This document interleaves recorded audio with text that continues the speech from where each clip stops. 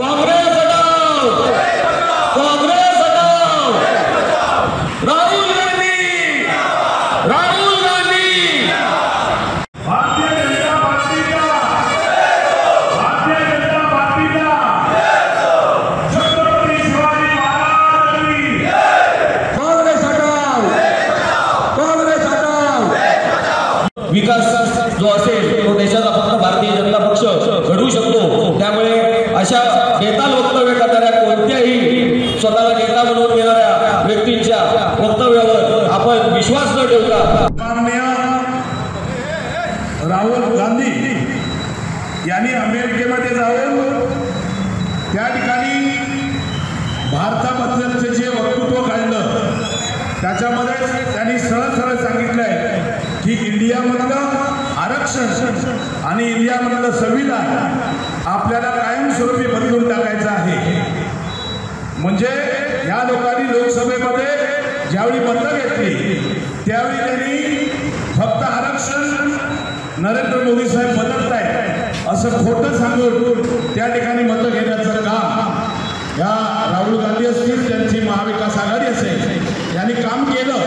मतं घेऊन झालेली आत्ताच दुसरं परवाच्या दिवशी अमेरिकेमध्ये जाऊन त्या ठिकाणी त्यांनी स्वतःच्या मुखाने सांगितलं की आपल्याला या इंडियामधलं आरक्षण आणि संविधान बदलायचं आहे।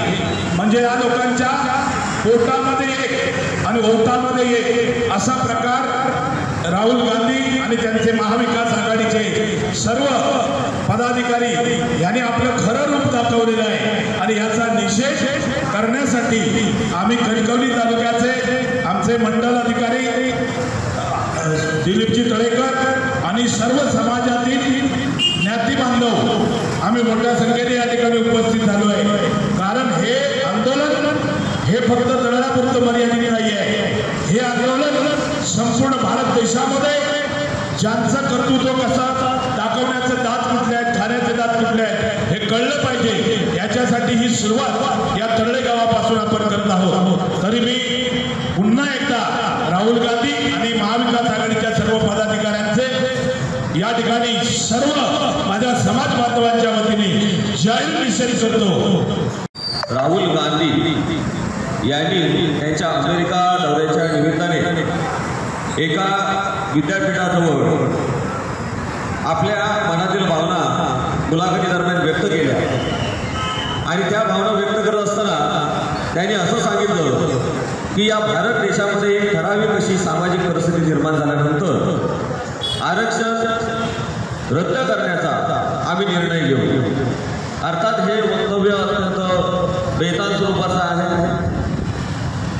ज्यांना डॉक्टर बाबासाहेब आंबेडकर यांनी जे संविधान या भारत देशाला दिलं त्या संविधानाचं महत्त्व आज आपण सर्व भारतीय नागरिक जाणून आहात। आरक्षणाची गरज आपल्या देशाला किती आहे आणि अशा परिस्थितीमध्ये आज भारतीय जनता पक्षाच्या आणि देशाचे पंतप्रधान सन्माननीय नरेंद्र मोदी साहेबांच्या नेतृत्वाखाली भारत एक विकसनशील देश असून